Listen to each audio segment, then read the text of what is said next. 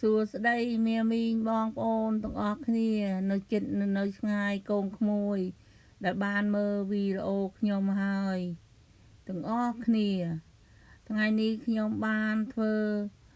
ញ៉ាំត្រយូងចេកជាមួយសាច់មាន់ឲ្យបងប្អូនកូនក្មួយទាំងអស់គ្នាមើលដើម្បីងាយនឹងស្រួលនេះគឺម្ទេសក្រូចឆ្មាត្រយូងចេកមានស្ករមានស៊ុបមាន់មានទឹកត្រីមានជីមានមាន់ស្ងោរឲ្យទុកឲ្យត្រជាក់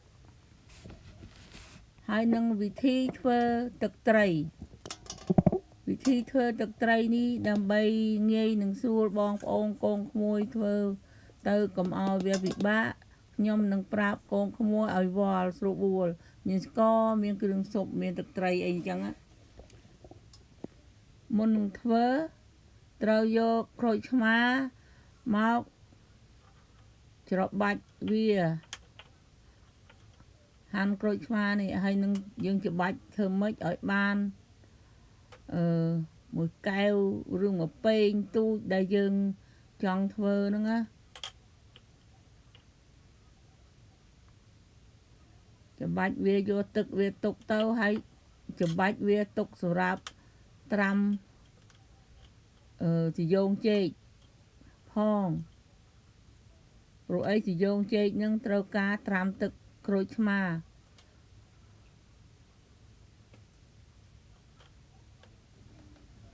នេះត្រាំច្របាច់បានមួយកូនកែវហ្នឹងយើងធ្វើទឹកត្រីមួយកូនកែវហ្នឹងព្រោះសម្រាប់ត្រយូងចេកមួយ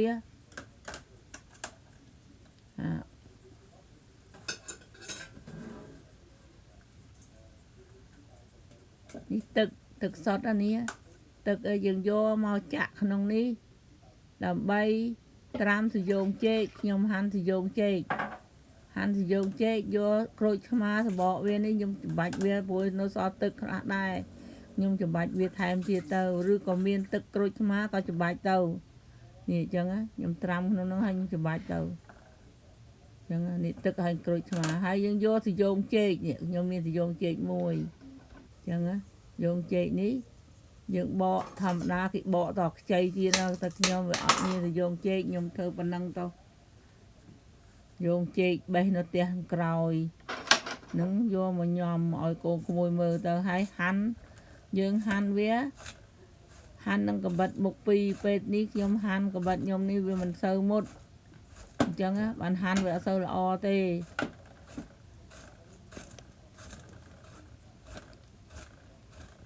យើងត្រាំជាមួយក្រូចឆ្មាហើយទឹកយងចេកសំខាន់ណាស់ពេលញ៉ាំកូនក្មួយត្រូវប្រយ័ត្នត្រយូងចេកឲ្យមែនទេពេលណាយើងញ៉ាំទៅត្រយូងចេកពណ៌ខ្មៅកូនក្មួយច្បាស់ជាធំក្លិនក្រំញ៉ាំមិនឆ្ងាញ់ទេអញ្ចឹងពេលនេះត្រូវតែត្រាំក្រូចឆ្មាពេលខ្ញុំត្រាំឲ្យកូនក្មួយមើលណាល្អណាស់ឃើញទេវាសស្គូអញ្ចឹងបានសស្គូអញ្ចឹងត្រយូងចេកហាន់ស្ដើងអញ្ចឹងចេះហាន់ធ្វើម៉េចឲ្យបានស្ដើងទៅ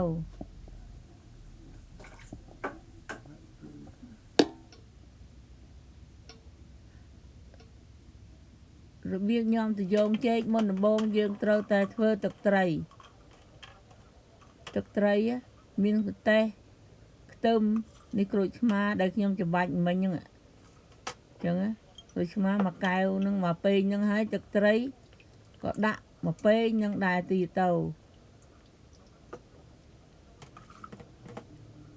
ទឹកត្រីដាក់មួយពែងហ្នឹងទៀតទៅអញ្ចឹងស្ករសក៏ចឹងដែរនេះស្ករសណាបងកូនក្មួយស៊ូកាស្ករសហើយកូនក្មួយស្ដាប់មិនបានស្ករសនេះខ្ញុំអត់មានកញ្ចប់ស្ករសវាអស់ទៅហើយដាក់មួយពែងដែរមួយពែងហៀអញ្ចឹងទៅហើយនេះគ្រឿងស៊ុបដាក់កន្លះពែងអញ្ចឹងទៅអញ្ចឹងងាយស្រួលបំផុតឃើញទេវល់អញ្ចឹងទៅចង់ញ៉ាំអីក៏បានដែរអូក្មួយធ្វើទឹកត្រីនេះឲ្យទៅត្រូវចង់ញ៉ាំ ស្លាប់មន់ចង់ញ៉ាំជើងមន់ក៏ញ៉ាំមន់ក៏ញ៉ាំជើងទីអីក៏ញ៉ាំអីក៏បានណាញ៉ាំអីសាច់អីក៏បានណាញ៉ាំសាច់ជ្រូកក៏បានណា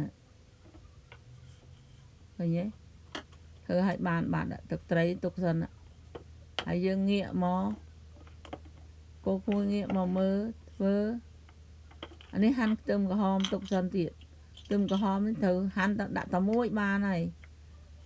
ខ្ទឹមក្រហមនេះបើកូនក្មួយគ្មានទេក៏មិនបាច់ដាក់ក៏បានដែរបើសិនបានដាក់ទៅវាឆ្ងាញ់ដែរគ្រឿងខ្ទឹមវាច្រើនណាវាឈ្ងុយវាញ៉ាំទៅវាឆ្ងាញ់ណា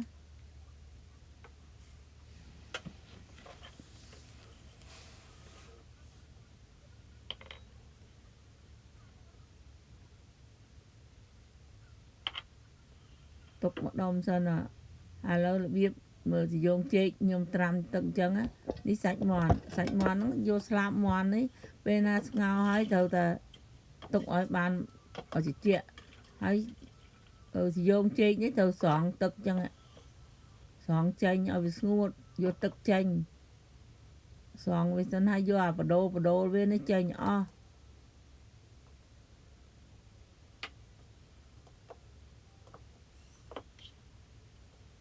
ហើយស្រង់វាឲ្យស្ងួតសាច់មាន់នេះចឹងដែរនេះសាច់មាន់នេះត្រូវហែកវាឲ្យទូចចង់ស្លាបមាន់ក៏ដោយជើងមាន់ក៏ដោយហាន់នេះស្លាបមាន់នេះហែកវាឲ្យទូចទៅកូនក្មួយចឹងហើយយើងមុននេះយើងទុកឲ្យវាត្រជាក់ណាដាក់ទូទឹកកកឲ្យត្រជាក់ទៅបានស្បែកវារៀងរឹងបន្តិចឆ្ងាញ់នេះឃើញទេហែកវាហ្នឹងហើយយើងឆ្លិចវាកូនឆ្លិចវាឲ្យបែកប៉ុន្តែបែកនៅក្នុងដុំវាធំនៅនឹងដែរតែយើងឆ្លេចឲ្យវាបែកដើម្បីឲ្យវាទឹកត្រីវាចូលក្នុងហ្នឹងទៅវាឆ្ងាញ់បើទឹកត្រីអត់ចូលក្នុងហ្នឹងទេញ៉ាំមិនឆ្ងាញ់ដែរទេយកតែប្រាប់កូនក្មួយឲ្យដឹងទៅកូនអើយកូនខ្ញុំក៏ដោយនៅឆ្ងាយឲ្យកូនដឹង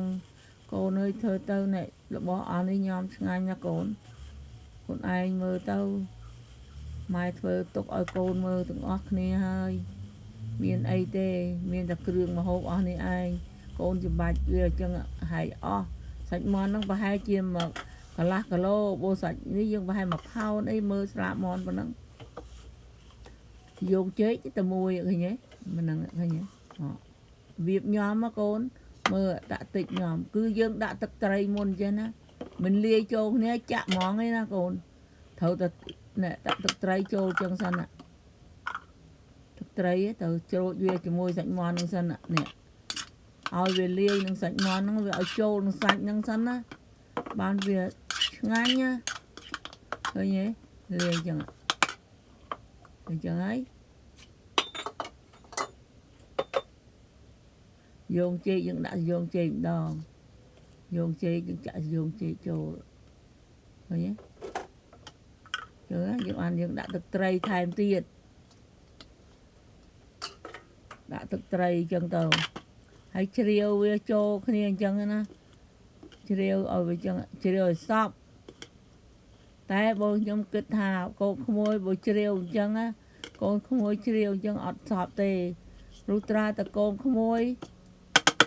ច្បាច់វាអញ្ចឹងចង់ប្រាប់ថាអញ្ចឹងតើច្បាច់ចេះ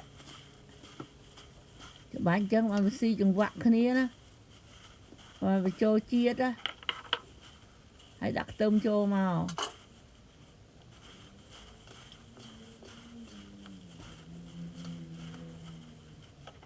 ដាក់ជីទៅកូនក្មួយចូលចិត្តជីអីដាក់ទៅដាក់លឹកខ្ទឹមថែមទៀតក៏បានដែរហើយភ្លក់មើលទៅភ្លក់ពេញចិត្តត្រឹមណាយើងឈប់ចាក់ទឹកត្រីត្រឹមហ្នឹងអញ្ចឹងណាកូនក្មួយចូលចិត្តអត់សូវប្រៃអត់សូវជូរអត់សូវឡែមកុំចាក់ឲ្យនេះយើងចាក់ឲ្យយើងភ្លក់មើលមិនបាក់លាយអីទៀតទេចាក់ឲ្យភ្លក់មើលអញ្ចឹងទៅហើយអញ្ចឹងចាក់ឲ្យភ្លក់មើលតែពេញចិត្តឬមិនពេញចិត្តយើងភ្លក់មើលហើយកូនក្មួយដល់បានធ្វើហើយកូនក្មួយនៅចិត្តនៅឆ្ងាយទាំងអស់គ្នាភ្លក់ទៅធ្វើទៅបើត្រូវមាត់កូនក្មួយប្រាប់ឲ្យខ្ញុំដឹងផងនិយាយប្រាប់ថាធ្វើបានទៅឆ្ងាញ់ហើយពេលណាបានតំណឹងនឹងពេលណាខ្ញុំសប្បាយចិត្តពេលហ្នឹងណាកូនក្មួយចិត្តឆ្ងាយគ្នាចង់បានអីទេ ចង់តែធ្វើឲ្យកូនក្មួយចេះធ្វើម្ហូបទាំងអស់គ្នាម្ហូបអាហារអស់ខ្ញុំនេះសម្រាប់កូនក្មួយដែលមិនចេះធ្វើម្ហូបបានជាខ្ញុំចេះតែប្រាប់ទៅកូនក្មួយដែលគ្នាមិនស្គាល់ទាំងជួនកាលមិនស្គាល់អាជីស្គាល់អីច្បាស់លាស់ផងកូនក្មួយនៅស្រុកនេះហ៎ហើយយើងដល់អញ្ចឹងខ្ញុំចេះដាក់កំប៉ុងស្ករកំប៉ុងស៊ុបអីឲ្យឃើញអស់អញ្ចឹងណាឲ្យឃើញច្បាស់ដល់នេះស៊ុបអានេះទឹកត្រីអានេះស្ករអញ្ចឹងឲ្យឃើញច្បាស់អញ្ចឹងបានធ្វើបានបើមិនដាក់អារូបអស់ហ្នឹងឲ្យឃើញធាតុដើមទេប្រាប់ថានេះទឹកគ្រឿងនេះគ្រឿងនោះវាមិនយល់កូនខ្លះចេះមានស្អីកូនក្មួយបងប្អូនចេះវាស្រួលទេគេឃើញតែយើងធ្វើតែតិចគេចេះបាត់ហើយតែសម្រាប់ម្ហូបអាហារខ្ញុំនេះសម្រាប់កូនក្មួយដែលគ្នាមិនចេះទៅគ្នាមើលទៅស្លទៅបានញ៉ាំទៅដែលនៅស្រុកនេះគ្នាខ្លះគ្នាអត់ចេះអីទេកន្លែងណាបានតែរៀនដល់រៀនជាប់បានការងារធ្វើទៅអត់ចេះធ្វើម្ហូបអញ្ចឹងអត់ឲ្យប្តីញ៉ាំអត់ឆ្ងាញ់អញ្ចឹងចេះធ្វើទៅនេះបានហើយអស់ហើយកូនក្មួយអើយមើលទៅបានឆ្ងាញ់ហើយសាកធ្វើមើលទៅកូនសាកមើលកូនក្មួយណាមិនដែលបានញ៉ាំកូនសាកមើលទៅហើយនេះខ្ញុំបេះទៅយោងចេកនៅក្រោយផ្ទះហ្នឹងណាយោងចេកខ្ញុំបេះបានមួយហ្នឹងណាក៏ញោមទៅឲ្យកូនក្មួយមើលលេងទៅឲ្យតាគាត់បេះចឹងណាបេះបានទៅយោងចេកហ្នឹងហើយចឹងធ្វើយោងចេកនេះញោមចែកកូនក្មួយមើលលេងសិនទៅចឹងណាឥឡូវនេះមានអីទេតែប៉ុណ្្នឹងឯងបានហើយអស់ហើយម្ហូបអាហារជូនពរបងប្អូនកូនក្មួយនៅចិត្តនៅឆ្ងាយដែលបានមើលវីដេអូខ្ញុំហើយសូមជួបតែសេចក្តីសុខសុខសប្បាយគ្រប់ពេលវេលាទាំងអស់គ្នានៅកូនក្មួយញ៉ាំអីហ្នឹងមកចិត្តឆ្ងាយថ្ងៃក្រោយជួបគ្នាទៀតខ្ញុំមានម្ហូបអីឆ្ងាញ់ខ្ញុំនឹងធ្វើឲ្យកូនក្មួយមើលទៀតទៅតែខ្ញុំឥឡូវវាចាស់ទេតោបាយវាមិនសូវបានជាធ្វើអីទេបានតែប៉ុណ្្នឹងឯងលាហើយថ្ងៃក្រោយជួបគ្នាទៀត